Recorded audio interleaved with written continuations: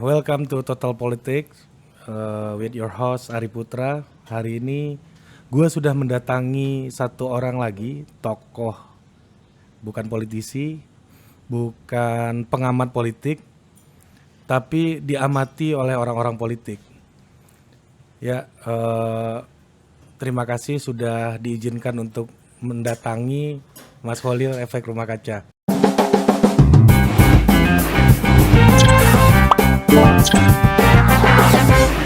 Halo Ri, makasih banyak juga udah mau mampir ke sini. Makasih Mas Kholil. Belakangan muncul lagi di sosial media, di berbagai macam channel orang ya. Dan saya nontonin semuanya dan menarik sekali ceritanya. Dan beliau ini baru balik dari Amerika sekolah. Sebenarnya untuk orang yang seterkenal Mas Kholil gitu ya, udah berkarya lama gitu, memutuskan untuk kembali ke bangku sekolah itu kan nggak mudah, Mas. Dan sampai dispekulasikan bubar ya, kalau saya bilang nggak declare officially bubar, tapi dispekulasikan bubar nih Efek Rumah Kaca selama 5 tahun nih vakum gitu. Apa yang membuat Mas Kholil tuh mau kembali ke bangku sekolah? Kan nggak mudah itu. Apa ya? Gue belajar untuk mengambil keputusan, bahkan yang paling krusial pun berani untuk mengambil keputusan yang krusial, dan bahkan mungkin tantangannya juga berani mengambil keputusan krusial dalam waktu pendek gitu. Jadi kayak waktu itu pertarungan pilihan-pilihannya adalah waktu memutuskan untuk sekolah itu karena pertama tinggal di sini, album lagi baru Sinestesia ya waktu itu ya. Waktu pertama itu Pandai Besi. Jadi Sinestesia itu belum jadi. Pandai Besi karena kami ngerjain album Sinestesia nggak selesai-selesai, akhirnya kami bikin project namanya Pandai Besi, terus crowdfunding, lalu berhasil rekaman didukung oleh teman-teman itu di Lokananta. Nah, habis dari situ di tengah jalan, sebenarnya Januari mungkin ya, Irma keterima, istri saya keterima beasiswa. Dia udah apply bertahun-tahun dan akhirnya keterima mungkin di tahun yang keberapa, 8 atau 9 atau tahun ke-10 gitu, bener-bener di ujung masa umurnya dia Masa untuk bisa ya untuk bisa dapat beasiswa kira-kira lah. Lalu kan ya udah nggak apa-apa gitu ya, dapat beasiswa berkah gitu. Tapi di satu sisi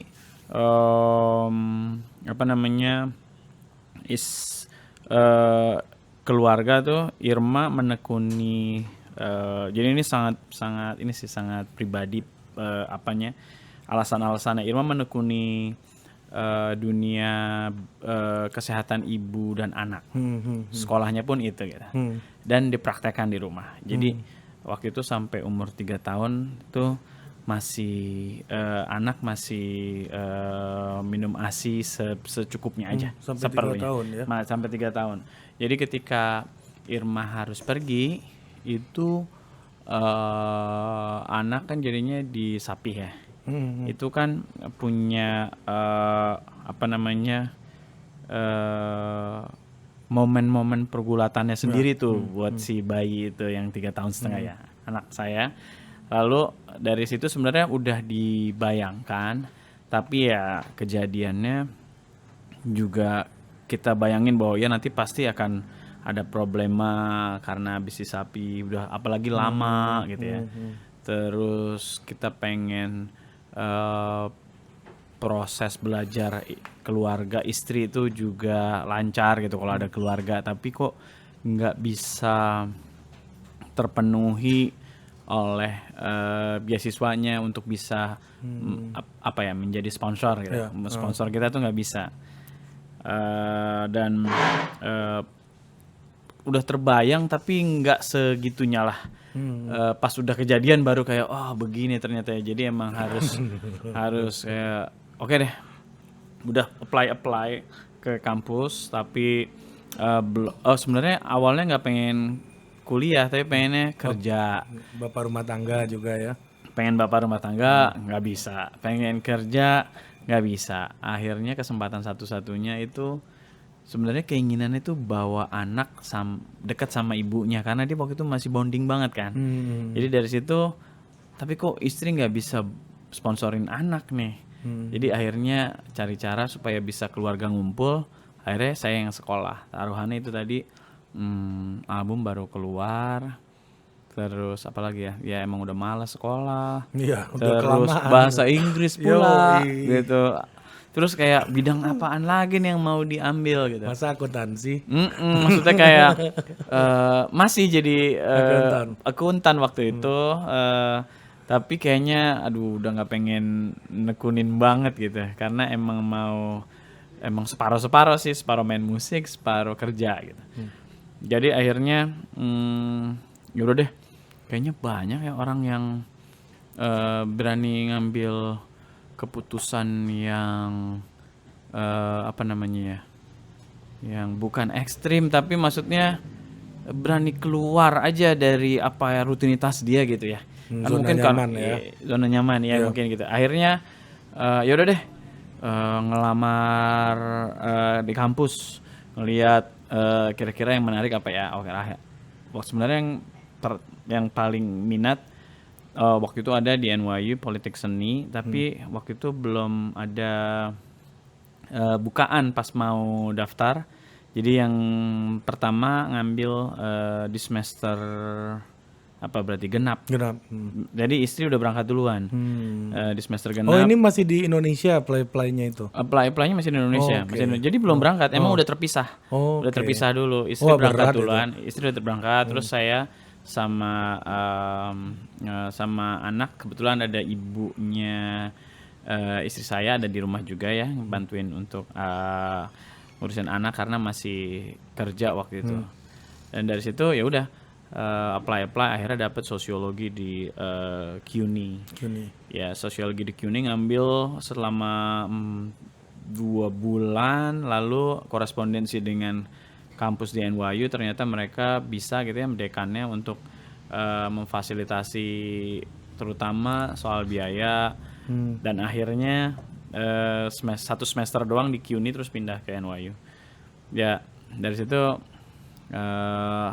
sebelum sampai ke NYU-nya ya emang meyakinkan diri aja sih untuk berani nggak gitu balik ke kampus yang mungkin juga nggak terbayang, sebenarnya nggak ada niat emang mau sekolah juga. Dan ya akhirnya udah gini. Sebenarnya sangat personal ya alasannya ya Mas. Alasannya sangat personal. Kirain ada pencarian akademik gitu atau apa gitu diawali dari situ, enggak juga ya? Enggak sih, enggak. Alasannya Sebenarnya personal lebih aja. ke gini kan. Kalau gue personal tapi sekolah itu ngapain sih? Sekolah itu supaya punya pandangan yang luas, lalu punya kehati-hatian untuk menilai, mengambil kesimpulan, mengambil keputusan dengan helicopter view yang lebih yang lebih broad gitu kali ya. Jadi itu tapi juga bukan berarti lama, tapi lebih dalam dan lebih akurat gitu kesimpulan-kesimpulannya, analisisnya gitu kan ya. Jadi dari situ toh tetap harus ngambil keputusan gitu. Jadi akhirnya dari situ gue merasa yang diuji sebenarnya ini dunia akademik ini, kemampuan akademik gue untuk mengambil keputusan dari berbagai problem. Dari berbagai problem itu kan, apakah gue mau mengedepankan karir gue, atau gue mau mengedepankan apa kemalasan gue belajar, apakah kalau gue emang seneng baca tapi terus di challenge kayak gini terus gue males gitu. Emang gue sebenarnya males banget sekolah gitu, walaupun suka baca tapi malas sekolah karena emang ya malas aja disuruh-suruh atau dikasih deadline yang banyak gitu kan biasanya kan. Ini kesenangan yang harus didisiplinkan kalau Iya masuk gitu. sekolah. Iya, jadi kayak Enggak sih, tapi akhirnya ya kejadian juga itu karena ada pilihan-pilihan. Sebenarnya yang mana sih yang paling utama, ya udahlah, berhubung selama ini udah pernah melakukan meniti karir musik atau bekerja, yang belum itu sebagai keluarga gitu ya. Apakah itu sebagai anggota keluarga atau sebagai kepala keluarga atau apapun itu, peran di keluarga tuh dulu-dulu cuma jadi bapak kalau ya apa ya, kalau mau nganter sekolah atau udah pulang. Ya, Itu juga anak udah tidur. Kadang-kadang kita pulang malam kan di Jakarta kerja, pulang jam 11, anak udah tidur. Gitu. Habis itu dia sekolah, kita cuma bisa nganter doang, main-main sebentar. Lalu Sabtu Minggu banyak manggung. Nah, kayak gitu-gitu yang nggak sempet jadi orang tua gitu. Oke. Dan sekarang akhirnya ya udah nih keputusan untuk jadi orang tua, walaupun sebenarnya berantakan banget sih 2 tahun pertama. Karena nggak jadi orang tua yang baik juga karena kita sekolah 5 tahun ya di sana ya Mas ya? 5 tahun. Jadi gue sekolah itu cuma di 2 tahun pertama. Habis itu istri yang sekolah. Kita semua 2013 sampai 2015 kita berdua sekolah, lalu berdua selesai, pulang ke Indonesia sekitar 6 bulan, lalu istri kembali lagi dapat tawaran PhD, akhirnya nyambung. Saya nggak sekolah, saya hanya jadi bapak rumah tangga full time. Karena supportnya sangat pressure-nya makin Lebih besar ya, kalau lebih PhD lagi ya. PhD di Amerika, ilmu sosial itu lumayan, kalau dari dengar-dengar nulisnya tuh bisa lama, segala macam faktornya banyak lah yang menghambat mahasiswa itu lama lulusnya gitu ya. Jadi benar-benar dijaga deh, kita pengen bikin lingkungan yang benar-benar suportif buat Irma yang sedang nulis disertasi gitu. Jika Anda ingin berkonsultasi karir dan pendidikan, nah beliau ini salah satu orang yang tepat deh. Wah, sebagai supporter, Iya, supporter orang meluluskan doktor. Supporter tuh lebih berat tuh kan Mas. Pressure paling gede itu buat supporter tuh.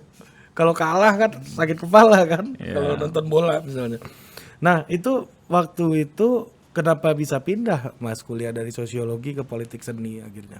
Karena memang lebih lebih udah ngejalanin mempraktekkan ya, main musik, terus juga menulis beberapa lagu politik, terus mulai terlibat atau diajak untuk inisiasi acara-acara bertemakan misalnya sosial politik atau hak asasi manusia, korupsi gitu. Jadi dari situ ingin memperdalam aja sih, yang maksudnya yang juga lebih relevan, walaupun secara minat juga sosiologi, tapi memang lebih berat kan dibandingkan karena dia ilmu dasar ya. Ilmu dasar biasanya kan yang lebih fondasi gitu ya. Kalau yang pecahan-pecahannya mungkin lebih belajar semua kalau iya betul. Oke. Ini kalau di politik seni itu belajarnya apa sih Mas? Biar teman-teman tahu nih kebetulan. Politik seni itu yang dipelajari ada, jadi kayak separuh-separuh antara proses kekaryaan seniman, bagaimana proses-prosesnya, lalu kita mengenali unsur-unsur politik apa yang ada di cabang-cabang seni dan bagaimana kita mengartikulasikannya.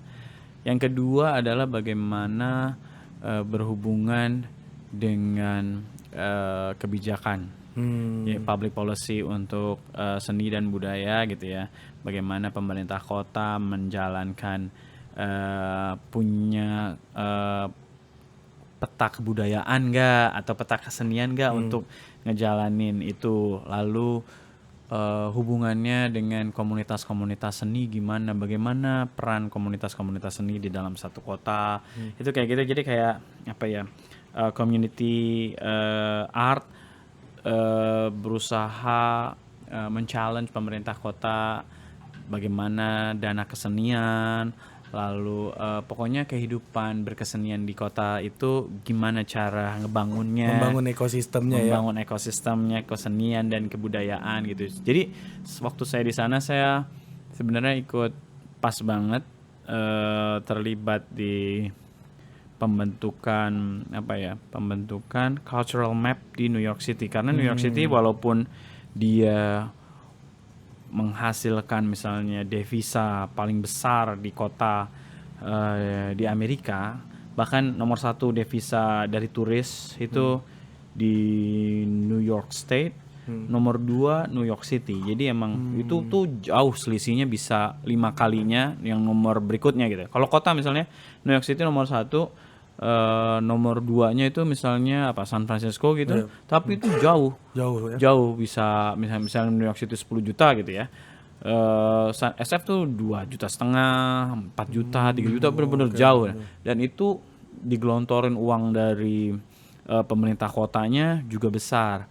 Nah, udah begitu aja itu udah berjalan tanpa cultural map gitu. Jadi waktu itu komunitas-komunitas seni yang ada di sana sekitar mungkin 1000-an mendorong pemerintah kota untuk punya cultural map, bagaimana uang publik digunakan, public art tuh apa aja, terus bagaimana untuk mengencourage warganya, juga juga menarik turis-turis, tapi juga nggak hanya turis supaya membuat seni sebagai tontonan aja juga, tapi bagian dari kehidupannya warga kota itu juga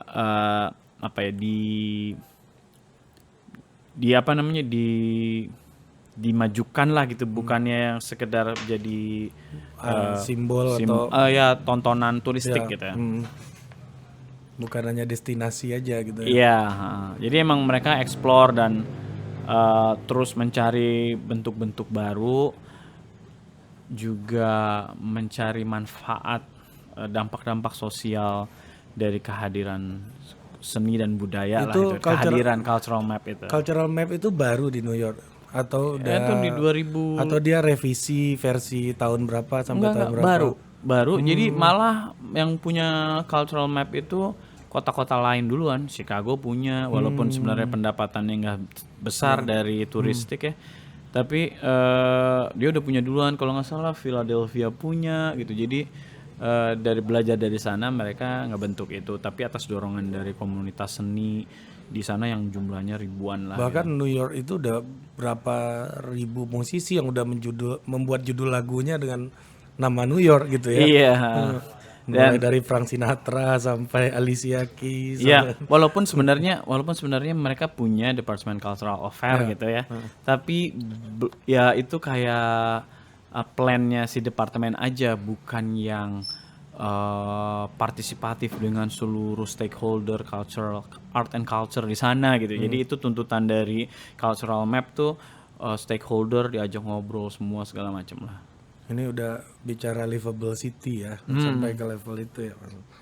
Nah, sebagai musisi Indonesia saat itu di Amerika, kan lagi panas-panasnya politik Amerika ya Mas. Iya. Donald Trump muncul ketika itu kan, pas Mas Walil baru nyampe sana kan, belum lama kan. Dia di term kedua sebenarnya. 2013 tuh ngerasain Obamacare, segala macam. Lagi heboh-heboh tuh. Nah, gimana ngelihat politik Amerika ketika itu, dinamikanya Mas? Hal baru banget ya, karena pertama jarang ada pembicaraan politik di mana ya, di publik, jarang. Kalau nggak di tempatnya dia jarang ada. Kecuali di town hall pas lagi acara politik ya langsung semua orang datang. Memang yang merasa perlu datang, dan itu selalu rame gitu. Jadi memang mereka udah bertahun-tahun punya sistem demokrasi, jadi mereka tahu kanal-kanal apa yang digunakan. Kalau di jalanan gitu nggak ada orang ngomong politik, di kereta gitu nggak ada. Ya orang baca ya, misalnya baca New York Times, baca New Yorker, berita-berita politik ada gitu, tapi percakapan politik yang kayak kita di supir taksi ngomong ini apa kayak gitu nggak terlalu banyak. Tapi ketika ada town hall meeting, ada ibaratnya neighborhood rapat gitu ya, itu rame gitu, orang pada pengen tahu nih yang ngurusin tempat gua, daerah gua, borough gua itu ngapain aja, terus suara gua dibawa kemana, dan mereka care banget. Jadi itu kayak wah, wah ini dia nih ada apa ya, kaki-kakinya partai politik tuh benar-benar memberikan pendidikan politik kepada masyarakat sehingga masyarakat aware dengan hak dan kewajibannya sebagai warga negara gitu. Itu yang kayak wah gila gitu. Maksudnya yang belum terjadi kali ya kalau di sini. Bagaimana peran partai politik tuh begitu apa ya, begitu sesuai dengan keinginan sistemnya ya, demokrasi kan sistemnya gitu ya, pendidikan politiknya akhirnya harus dijalanin sama partai politik kan. Itu benar-benar ada segala macam. Itu seperti apa kalau boleh tahu Mas? Apakah kandidatnya turun ke... Iya, kandidat pertama dari kandidatnya turun, dia datang ke sekolah-sekolah untuk misalnya sekolah, terus dia ngobrol anak gue di SD kan, itu apa namanya, wakil di boronya itu datang ke sekolah ngomongin soal Green City. Bahkan ke anak SD Iya, juga. kan anak SD. Terus kan di situ orang tuanya juga ada ya. Di mereka kita ngobrol-ngobrol, terus dia bacain cerita apa-apa di situ, ngobrol program-program yang ramah buat anak-anak, yang kira-kira mudah dimengerti oleh anak-anak. Kayak gitu-gitu. Dari situ terus town hall meeting ada, lalu apa ya, march, protes, itu biasa gitu, biasa banget, dan itu jadi bagian dari apa ya, kehidupan berdemokrasi gitu. Nggak tahu apa-apa, tapi tiba-tiba orang udah rame aja. Nih pasti mereka udah punya salurannya untuk bisa tahu ngumpul di mana gitu. Karena apa ya, banyak banget march itu yang nggak terlalu rame informasinya, tapi ternyata rame, hadir gitu. Justru karena kehidupan berdemokrasinya memang udah jalan, jadi panas-panas di sosial media pun nggak masalah ya di sana ya. Kan waktu itu sangat panas, terutama pemilu ya Trump melawan Hillary itu. Gitu. Iya, apa ya? Gua tinggal di New York gitu.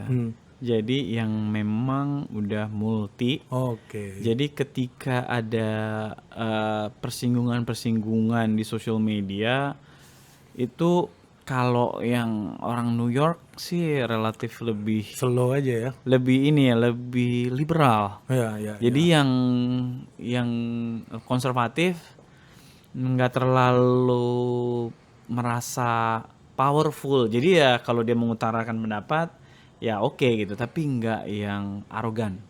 Jadi gue nggak merasa tertekan gitu sebagai pendatang yang minoritas gitu ya, sebagai orang Asia, terus Muslim ya. Namanya Khalil Mahmud. Iya gitu, makanya kayak gitu-gitu. Udah gitu pelajar miskin gitu. Itu udah berapa minoritas? Ya, berapa kuarto minority kali iya, itu. Ya kayak gitu-gitu itu nggak merasa ada pressure gitu dari, kecuali gue nggak tahu apakah kalau gue kebetulan tinggal di daerah yang mungkin lebih di tengah gitu ya, apakah akan kejadian ada rasialisme gitu, gue nggak tahu juga. Tapi kebetulan karena tinggal di New York, jadi memang lebih terbuka ya. Jadi kehidupan di sosial medianya, mungkin kalau yang pertempuran, misalnya kita nonton New York Times live apa namanya, sidang senat atau sidang house gitu ya, itu kan komentar-komentar wah macam-macam kubu-kubuan ya. Tapi kalau pas udah di kota gitu sih relatif lebih santai ya, lebih rasional, walaupun yang konservatif juga santai. Iya, makanya orang kayak Alexandra Ocasio-Cortez ya, perempuan Latin bisa menang tuh dari New York, masih muda. Iya, betul. Ya, dia di Bronx sama Queens.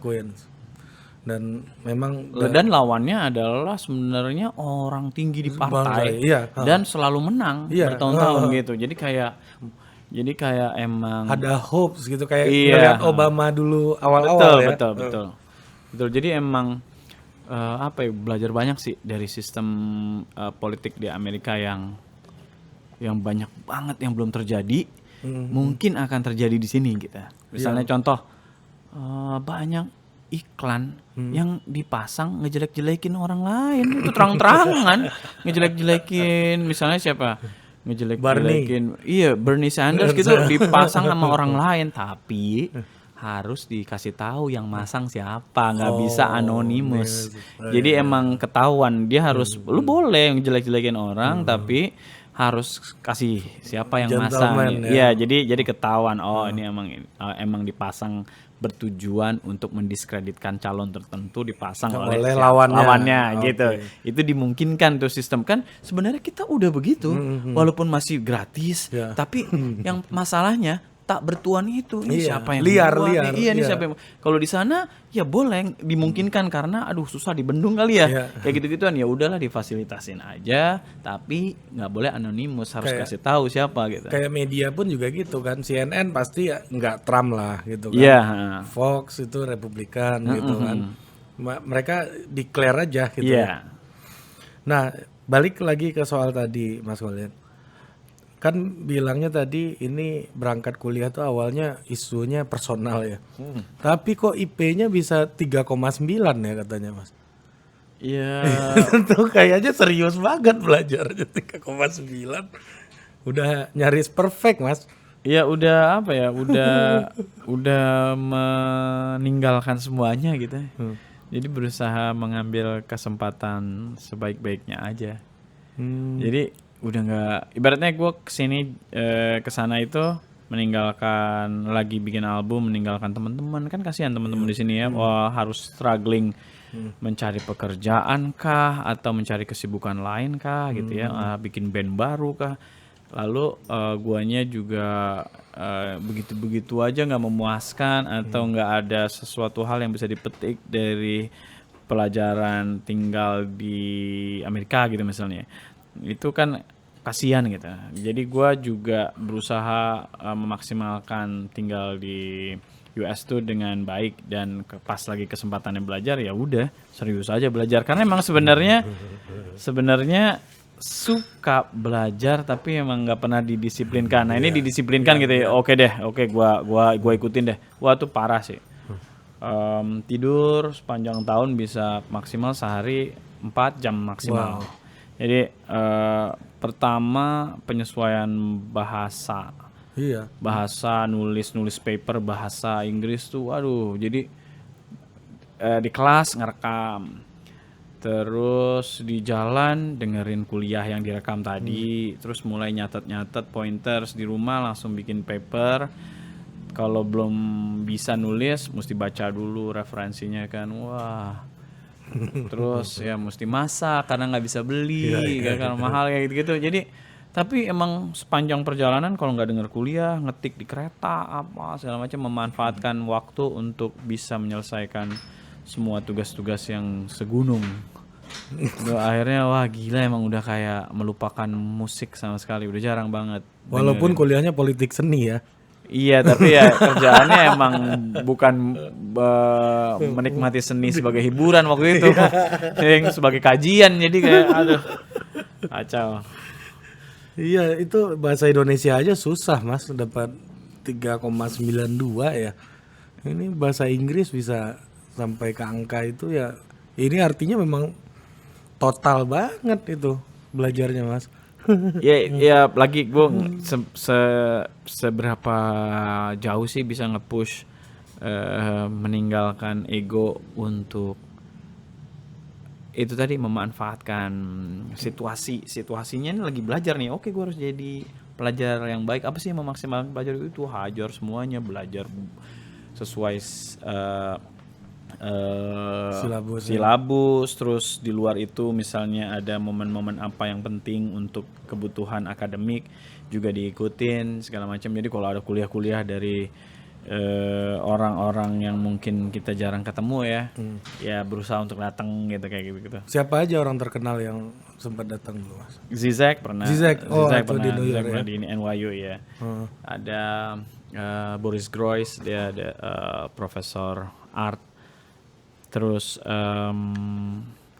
kalau performance artist yang cukup populer tapi di Amerika itu Karen Finley kalau nanti di googling mungkin kalau sempat dia performance artist tapi sempat bermasalah dengan apa ya NEA itu National Endowment. Dia yang memberikan ini ya award buat artis gitu ya. Nah itu award dikasih tapi karyanya tuh kayak cabul gitu menurut NEA-nya, akhirnya masuk ke Supreme Court. Nah itu persidangan itu dia jadi ngetop si artisnya itu karena dia men-challenge batas-batas Berkesenian itu. berkesenian dan ya cukup fenomenal lah ininya dia jadi kasusnya itu jadi benchmark di Amerika. Nah kebetulan ya gue bisa ada kelas sama dia beberapa kali. Jadi nah Jalan 63 itu salah satu cerita yang dalam cultural map tadi ya. Iya, Jalan 63 itu sebenarnya kan Jalan 63 ditetapkan oleh wali kota New York mungkin di tahun 2019 gitu ya. Sebagai Sesame Street. Ya, Sesame Sebagai Sesame Street itu karena ya diduga si pencipta Sesame Street itu mengarahkan Sesame Street itu di Jalan 63. Jadi ada gosip-gosip Sesame Street itu di Brooklyn atau di mana gimana. Tapi kalau dari clue-nya nih kayaknya yang pas di Jalan 63 nih karena begini. Oh. Jadi akhirnya ditetapkan itu dan ya sebagai apa ya? Sebagai sebuah cerita Sesame Street favorit lah dulu gitu ya. Dulu favorit dan sampai sekarang juga kan anak-anak kecil ya inilah menjadi tontonan wajib terutama di sana ya karena dan dia episodenya lama gitu ya untuk nonton Sesame Street dan ya dia award winning berapa kali gitu ya, macam. Jadi cukup kayaknya kalau konteksnya Efek Rumah Kaca bikin album, terus albumnya ini ada album residensi dan perlu ada kayak cultural spot yang identik dengan New York gitu.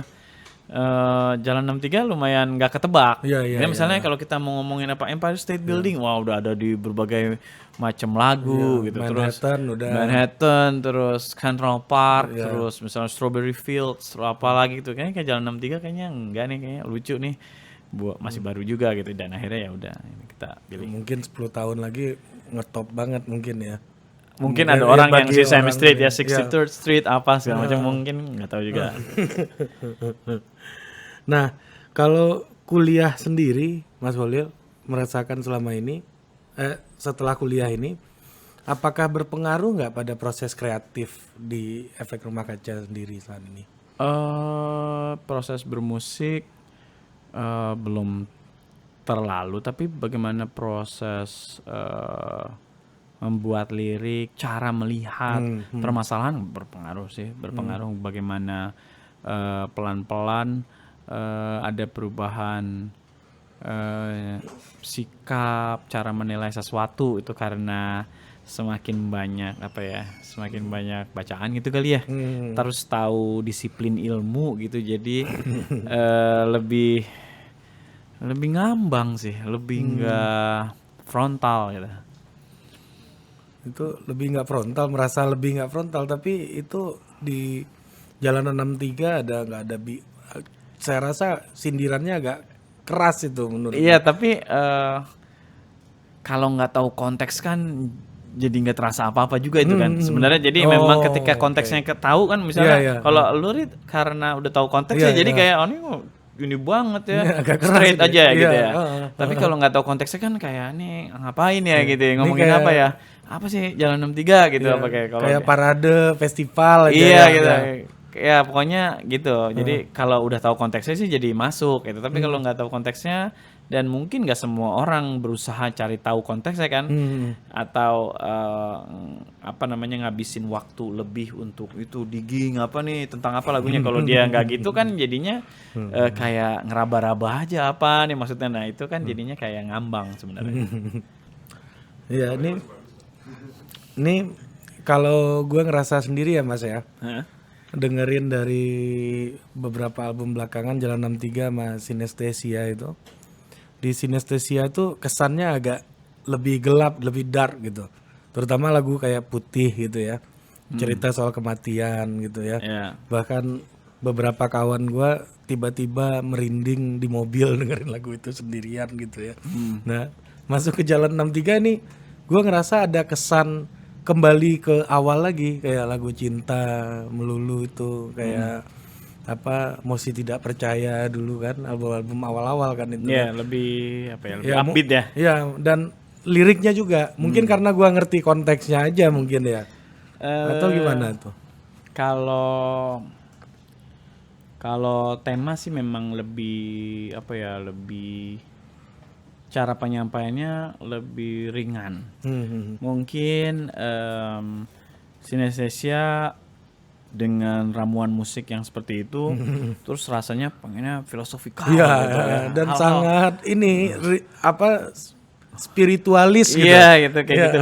Tapi kalau yang ini ya memang pertama kita udah sehabis mengerjakan sinestesia udah pasti pengen ngerjain hal lain yang baru yang bikin kita semangat juga gitu. Kalau mengerjakan itu lagi belum tentu akan sebagus sinestesia gitu. Jadi ngapain melakukan hal yang kita belum yakin bisa melampaui itu gitu. Akhirnya kita justru keluar dari situ mengerjakan hal-hal yang remet yang mungkin kelihatannya remeh-temeh tapi sebenarnya kita yakin sih bukan remeh-temeh tapi kita menjangkau wilayah yang baru. oke. Ibaratnya kayak buka lahan aja lagi baru. Ini kita belum pernah nih main ke wilayah yang ini ya itu se-happy Jalan 63 nih di antar bahkan di album 1 2 juga masih ada mood-mood gelapnya tuh masih ada. Tapi di Jalan 63 ini lebih terang gitu. Jadi kayak bikin klaster baru nih. Bikin klaster baru terus bangunannya minimalis itu kali ya. Lebih gitu kira-kira kan karena bangunan musiknya gitarnya dikit. Kalau yang album sebelumnya tuh tumpukan-tumpukan gitar, tumpukan instrumen apa gitu. Kalau ini emang benar-benar minimalis, musiknya pendek, minimal enteng liriknya gitu segala macam. Nggak terlalu banyak kiasan-kiasan yang multitafsir gitu. Iya. Dan memang ada nuansa ini girang nih balikan nih gua membacanya kayak gitu nih. Ada kegirangan nih dari Mas Khalil keluar dari penjara sekolah ini gitu kan masuk ke dunianya lagi gitu. Makanya di album Jalan 63 ini agak ada nuansa ini apa lulus sekolah gitu loh kayak anak-anak lulus sekolah kan coret-coret baju ya. Kalau Efek Rumah Kaca akhirnya bikin lagu kayak gitu ya. Kayak gitu kalau Ya mungkin iya karena memang kayak berhasil menunaikan tugas gitu ya. Secara di dalam hati tuh mungkin ternyata begitu keluarnya bebannya itu begitu. Lalu dikerjakannya di musim panas yang lebih itu lagi summer ya? Summer, dikerjakannya di musim panas. Ya orang-orang juga lingkungan juga lebih ceria kan lebih banyak orang ngumpul di pinggir jalan di mana-mana di taman orang tuh banyak di jalanan banyak lah gitu dibandingin kalau musim dingin kan orang pada masuk semua ke ruangan gitu ya. Jadi ini suasana itu juga tercerap di Jalan 63 Jalan ini. 63 ya. Memang ini refleksi situasi New York ya seperti yang ini lagi residen nih gitu. Iya, lagi residensi. Iya gitu. Kita juga meng-capture ya pengalaman-pengalaman tinggal di sana tapi pengennya juga nggak yang ya literal ngomong kita ngapain aja kayak gitu. Tapi pengennya nuansa itu ada dan kita bawa tipis-tipis lah. Dan gitu. berhasil loh Mas. Oh iya. Ya saya merasakan itu gitu loh. Makanya muncul pertanyaan ini. Gitu. Ini kayak orang lama keikat gitu kan. Tahu-tahu dikasih band lagi gitu. Iya. Ya karena emang apa ya? Aduh, udah di New York waktu zaman kita ngayal-ngayal pengen ke Amerika gitu, kerjaannya nanti nonton konser mulu apa pas sampai sana boro-boro. Nggak pernah juga mahasiswa care ya. Jadi kayak waduh, gini amat ya kehidupannya. Terus pas udah bener-bener dapet lampu hijau, selesai sekolah nih ya, ada kans selesai cepet, langsung hubungin anak-anak, ayo kita rekaman di sini, paling nggak meninggalkan jejak, pernah nyobain rekaman lah di sini gitu ya.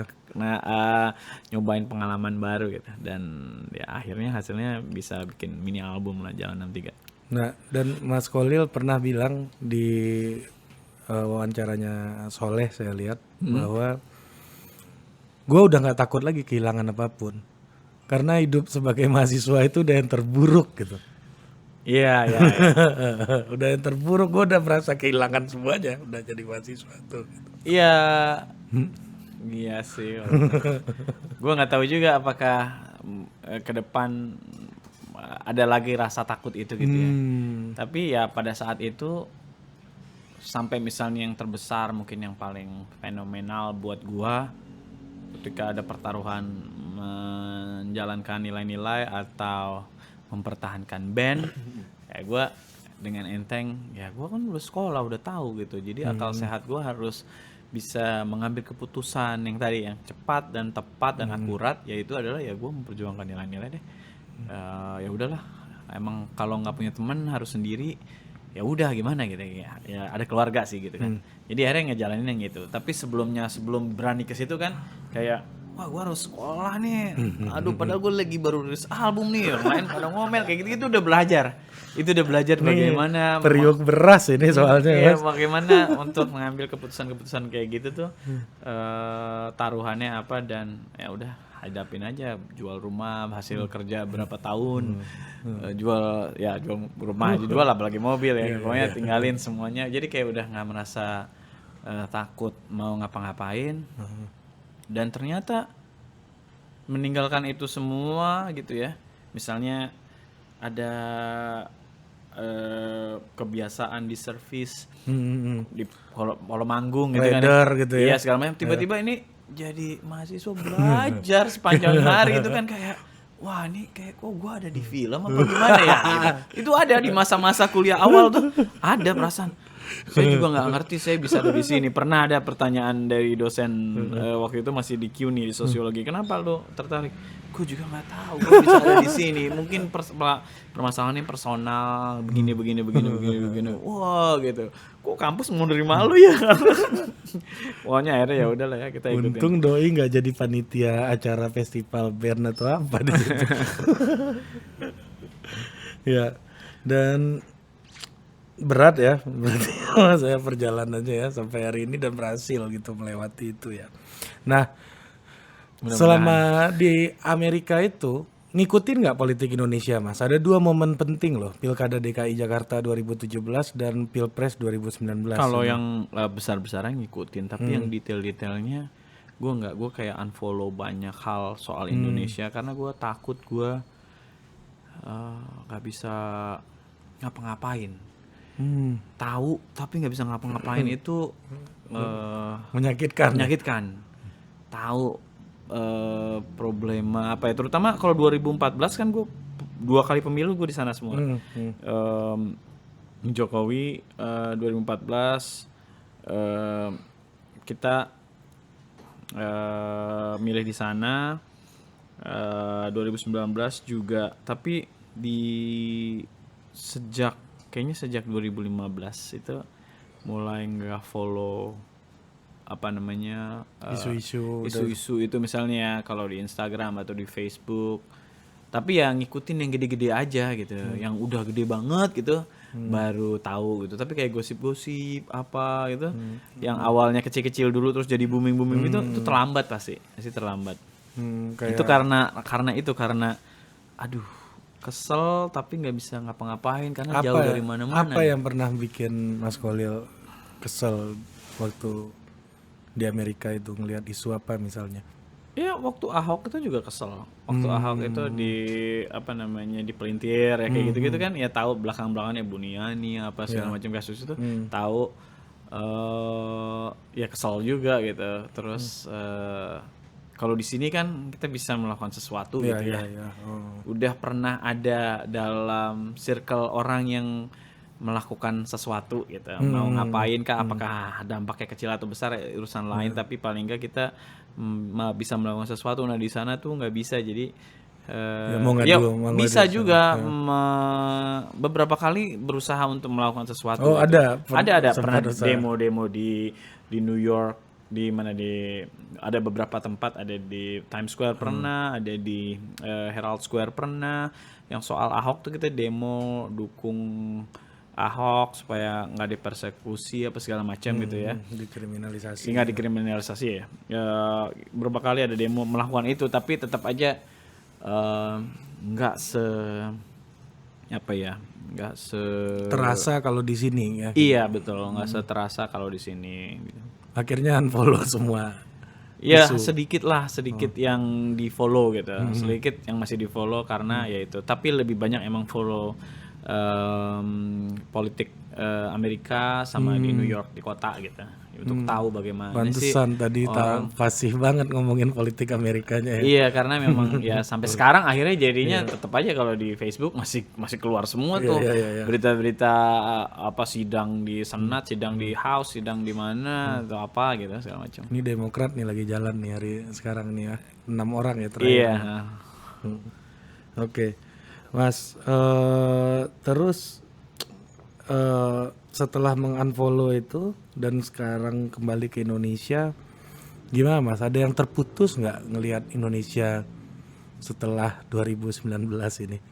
Tiba-tiba friksinya makin kuat atau seperti apa sih Mas Khalil ngelihat Indonesia yang sempat hilang dari memori sejarahnya seorang Khalil RK gitu? Apa ya?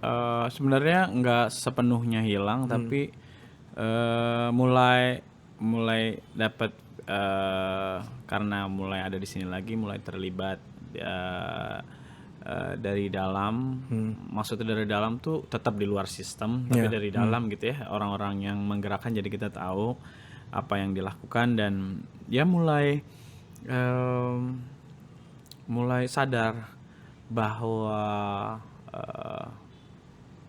kejadian fenomena di luar yang makin mengarah ke sebenarnya yang demokrasinya makin terancam gitu juga terjadi di Indonesia gitu. Terjadi di Indonesia dan yang paling brutal menurut saya ya kejadian di September, bahwa dalam waktu pendek tiba-tiba legislatif dan eksekutif menghasilkan kesepakatan untuk mengeluarkan undang-undang yang banyak dan krusial dan dalam waktu dekat gitu, yang kayak memang pengen ngasih salam perpisahan dan sinyal bahwa lu nggak bisa apa-apa lo. Gua sebagai elit bisa ngapain aja, bisa menerobos semua aturan-aturan yang dia buat sendiri untuk diterobos, dan ya arogansinya benar-benar sudah sampai tahap membahayakan dan kasih sinyal kayak wah ini bisa berbahaya kalau begini terus, bisa terjadi bisa otoriter gitu. Ya kayak demokrasi dikorupsi kemarin ya. Iya. Kayak apa UU KUHP ya. Iya, itu yang paling RUU KUHP itu kan yang paling banyak orang mention. Karena itu mungkin hajat hidup orang banyak. Semua orang akan terikat dengan undang-undang itu ya. Tapi yang juga krusial banyak juga kan di situ, Minerba. Terus yang belum lolos PKS yang ditunggu-tunggu malah nggak lolos, undang-undang revisi UU KPK. Terus apa lagi, Aircraft, terus banyak macam-macam lah. Pangan yang dihadang itu KUHP, yang ditunda itu KUHP dan apa ya? Saya lupa. Ada satu lagi atau ada dua lagi, pertanahan ya apa ya? Ada beberapa undang-undang yang berhasil digolkan dalam waktu singkat, dan ada juga yang masih ditunda karena respon masyarakat ternyata begitu liar gitu ya, sehingga bahkan bisa membuat mahasiswa, buruh, nelayan bergerak bersama di tanggal 24 September itu kan presiden yang nggak pernah ada dalam waktu 20 tahun. Iya, mungkin ada di 2021 gerakan 212, tapi itu kan isunya berbeda gitu. Ini civic issues ya. Iya, civic issues. Jadi emang ini sebuah sebenarnya kehadiran 24 September itu, kehadiran masyarakat itu yang memberikan perlawanan itu angin segar banget juga. Tapi melihat kondisinya sebegitu berbahaya ya juga menimbulkan kewaspadaan kepada kita semua bahwa ini bisa makin berbahaya, kemungkinan akan kemana aja tuh jadi bisa gitu. Kalau dulu kan kita udah kayak firm bahwa pilar-pilar demokrasinya udah dijalanin semua gitu. Tapi ketika kemarin kejadian itu dengan arogansi eksekutif dan legislatif yang dipamerkan di publik tanpa Ditontonkan ya. iya itu kita jadi kayak wah ini pemisahan kekuasaannya udah mulai cair nih mah, ini bisa kemana-mana karena bola misalnya kasus ya undang-undang KUHP itu kan bolanya udah di DPR. Pemerintah udah memberikan surprise kalau nggak salah ya untuk menjalankan proses RKUHP itu kan. Terus tiba-tiba presiden mengatakan itu ditunda itu. Padahal sebenarnya Fahri Hamzah masih dia akan menjalankan itu, dia pengen golin. Dia pengen golin gitu. Kalau itu kan udah jadi campur baur, itu udah bukan areanya eksekutif, itu areanya legislatif, tapi legislatifnya dipres karena ya sebagian besar anggota partai eksekutif ada di situ dan powernya gede gitu kan. Jadi kayak ditumpuk semua isu di situ ya. Jadi kayak wah ini sih bisa berbahaya. Dan kejadian-kejadian yang di berbagai negara yang makin otoriter itu kan nggak semuanya dilakukan dengan kudeta bersenjata gitu, tapi memakai organ-organ demokrasi yang batasan-batasan pembagian kekuasaannya itu dikaburkan. Jadi itu kan pelan-pelan kayak gitu. Atau misalnya ada yang mulai ganti wasitnya, hakimnya diganti yang mungkin berhaluan beda mulai diganti, lalu segala macam. Ada yang oposisinya diberi tuduhan-tuduhan segala macam. Itu kan di berbagai negara yang tendensinya akan otoriter biasanya diawali dengan kayak gitu tuh. Nah itu kan juga persekongkolan pemisahan kekuasaan jadi bersekongkol gitu antara legislatif sama eksekutif itu kan mulai berbahaya gitu. Dan apalagi ketika oposan dirangkul nggak ada reaksi yang begitu besar di masyarakat, padahal masyarakat udah berantem abis-abisan dan berantemnya itu udah sampai pada titik yang belum pernah terjadi gitu, polarisasinya itu belum pernah terjadi. Tiba-tiba di bawahnya udah berantakan, tapi di atasnya ya begitu aja. Seolah-olah uang biaya yang begitu mahal baik buat pemilunya maupun biaya sosialnya itu yang begitu mahal itu sia-sia gitu. Seolah-olah pesta baru aja dimulai gitu. Jadi kayak wah ini sih sebuah lampu merah buat demokrasi. Dan ini gimana nih kalau ditunda sekarang ini? Mungkin aja nih disahin lagi ya, Mas. Oh iya, kalau ditunda kan artinya bukan digagalin, tapi ditunggu waktu yang tepat, apakah dengan revisi-revisi tertentu atau ya dengan dengan yang sama. Dengan materi yang sama cuma momentum yang berbeda, mungkin dukungan publik yang udah lebih kuat gitu kali ya. Ya, dan melihat situasi itu apa responnya RK, Mas? Mungkin ada karya atau apa ngelihat situasi yang semakin membahayakan demokrasi tadi? Iya, kalau karya mungkin sebagian teman-teman udah banyak yang punya karya, dan efek rumah kaca mungkin ada sedikit 1-2 lagu yang mungkin beririsan dengan isu itu, dan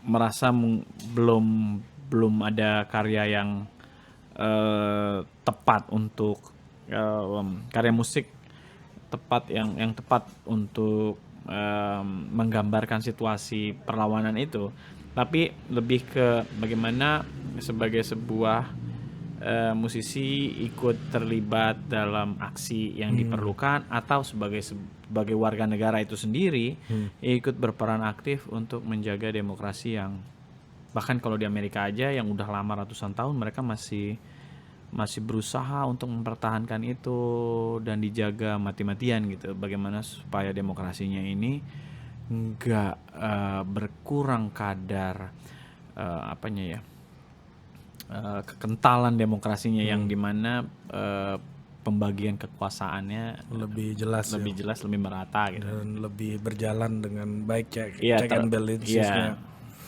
Nah Mas, pernah juga heboh soal RUU musik dulu Mas. Ya, Mas Khalil cukup frontal gitu ya dalam RUU musik. Ini untungnya kan nggak lanjut atau gimana? Kalau dilanjut gimana nih Mas? Oh, kalau ngelihat arogansinya bagaimana semua prosedur dilabrak dalam RUU revisi KPK dalam berapa hari bisa gitu ya. Undang-undang RUU permusikan sih seperti kayak difur aja itu. Itu dikasih aja karena memang nggak terlalu seksi sebagai sebuah undang-undang, nggak terlalu mengikat banyak orang dan ya udahlah ya nggak terlalu penting undang-undangnya buat mereka itu buat mereka oligark elit itu tuh nggak terlalu apa undang-undang apaan sih ini gitu. Jadi kalau undang-undang revisi undang-undang KPK kan gila kawan-kawan dia semua itu yang bakal dia ciduk kalau sampai sekarang masih ya bahkan Bos-bosnya dia juga. iya bos-bosnya dia yang ditangkap-tangkapin kan bendahara-bendaharanya udah 2 tuh bendahara partai dan ketua bahkan akhirnya jadi dari bendahara jadi ketua itu ditangkap gitu. Itu kan jadinya penting banget dan bila perlu undang-undang tentang bagaimana undang-undang itu harus dibuat dilabrak aja prosedur-prosedurnya gitu dan akhirnya nggak pakai hearing segala macem. Ya, tahapan-tahapannya itu menunjukkan bahwa mereka bisa melakukan apa saja gitu. Jadi RUU permusikan kenapa bisa dibendung oleh musisi? Ya itu karena emang Fur aja ya. diberi sama mereka, diberi ya udahlah dikasihin. Gue juga mungkin nggak dapet duitnya Kalau gitu. mereka ngoyo mungkin nggak dapat juga ya. Kalau mereka ngoyo nggak dapet juga. Kalau mereka punya power gitu ya, mau sekedar ngetes power mereka aja, ya bisa juga nggak dapet apa-apa. Misalnya sekuat, emang musisi bisa nurunin segitu banyak seperti 24 September kan enggak. Palingan ya musisi punya follower tapi juga nggak begitu. Juga nggak segitu akan bisa sampai ke 24 September gitu. Ya, kayak yang beli tiket aja lah. Iya, jadi kayaknya yang 24 September aja nggak jadi tuh ada perpu Iya benar. nggak turun perpu nggak setelah angin kayaknya lebih condong ke partai dan elit, dukungan buzzer juga kuat untuk bisa mengelabui masyarakat. Ya akhirnya nggak jadi perpu. Emang civil society kayaknya nggak powerful lagi ya Mas ya dalam situasi hari ini. Iya, iya sih lebih susah, lebih entah kenapa kayak kita kecolongan dengan semua yang udah disiapkan untuk memperkuat demokrasi itu ternyata bisa segitu rapuhnya gitu. Ternyata ya bisa aja elit-elit menafikan itu semua gitu ya dan kita kayak bingung tiba-tiba kampus bisa ngelarang mahasiswa turun ke jalan. Macam-macam upaya dilakukan untuk bisa membendung aksi masyarakat gitu ya, termasuk yang paling banyak dampaknya itu kayaknya ya menurut gue buzzer itu sendiri digelontorin uang dan dia berhasil mengelabui publik dengan berbagai argumennya gitu ya untuk bisa memberikan counter supaya masyarakat yang bergerak ini bingung gitu. Jadi akhirnya ya beneran gerakan masyarakat sipil juga terombang-ambing apakah ini akan mengarah kemana gitu ya. Setuju nggak kalau Mas Khalil dan kawan-kawan ini masih dianggap minoritas nih sama elit-elit yang ada? Alah ini suara minoritas aja nih walaupun kencang gitu. Iya, setuju.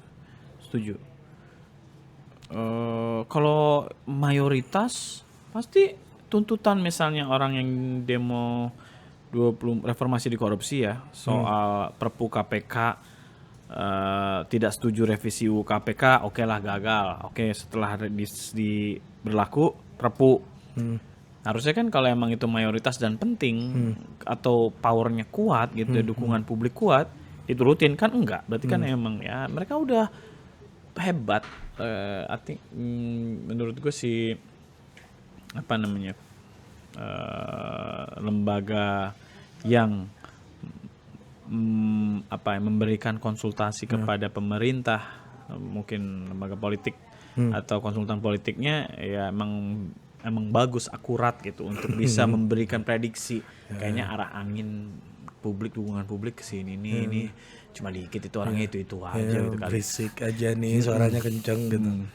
Nah, ini Mas, terakhir nih pertanyaan dari gue nih. Ini balik ke musik ya. Ya. Banyak orang yang bilang bahwa Mas Kholil nih salah satu nabinya hamba kopi senja ini. Kopi senja dan akor-akor 7 gitu. Nah, setuju nggak Mas dibilang kopi senja itu dengan term itu gitu? Aduh, nggak tahu juga ya, tapi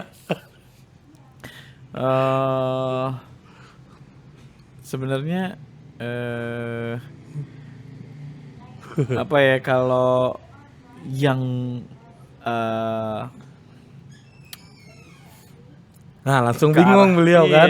Kalau pertanyaan politik gue berat-berat langsung dijawab. Kalau kayak gini-gini apaan ya? Jadi keberatan nama jadi kayak aduh, ini langsung beban gitu, aduh gila. Enggak lah, kayaknya lebih banyak yang pantas mendapatkan itu karena membekas di banyak karya gitu, banyak karyanya orang-orang gitu. Tapi istilah kopi senja tahu ya? Tahu istilah kopi senja tahu. Menolak nggak ada yang bilang istilah itu? Karena banyak musisi dari interview berbagai macam orang di YouTube gua nonton menolak. Kok apa sih kopi senja gitu kan? Ya, itu kan suasana yang cocok untuk menikmati musik tertentu Iya, gitu ya. iya. Tapi makin lama maknanya bengkok, lebih kepada cibiran, sehingga orang malas dikonotasikan menjadi itu kan. Terus ya kalau nggak salah, yaitu mekanisme suasana cara mendengarkan musik orang ya beda-beda. Kalau yang nggak cocok dengan istilah kopi senja ya udah gitu, tapi kalau yang cocok ya nggak apa-apa juga gitu. Karena lu sendiri di golongan yang mana Mas? Cocok apa nggak cocok lu? Kalau gue sebenarnya gini, kalau kopi senja tuh awalnya karena ada tren ngopi gitu kali ya. Tapi kalau ada warung kopi Ojo Keos ya, lu pada datanglah ke sini ya untuk ngopi dan menikmati buku, banyak karya musik juga di sini. Makanya gue tanya kopi senja di akhir nih. Kalau yang gue lebih tahu, lebih dengar dulu sebenarnya, belakang-belakangnya dengar kopi senja. Tapi dulu sebelumnya ada folk senja. Iya, folk senja. Folk senja dulu gitu. Iya. Dan kebetulan pada saat itu juga tren ngopi kali ya. Jadi akhirnya kopi senja gitu. Gue sebagai orang yang menamakan anak gua senja jauh sebelum kopi senja booming gitu. Iya. Jadi kayak mantep banget ya. Gue kasihan kalau anak gue merasa malu nanti ternyata kalau maknanya bengkok gitu. Itu gue yang salah kali gitu. Tapi waktu gue menamakan anak dengan nama Senja yang nggak bermaksud yang mencibir atau buruk gitu, tapi itu adalah sebuah momen yang baik gitu. Iya. Yang berkesan gitu buat gue. Nama anaknya Senja, bapaknya jualan kopi. Nah, cocok kan? banget. Cocok banget. Oke Mas Kholil, sukses buat sama-sama, thank you Ray. Efek Rumah Sukses Kaca. buat Total Politik juga. Ya, oke Mas, makasih banyak. Yuk. Iya. Ya. Ini Mas, ada Wow, dapat oleh-oleh. ya, kita sudah siapkan. Gila, gue sekarang udah gemuk loh. Oke. Ya, Thank you.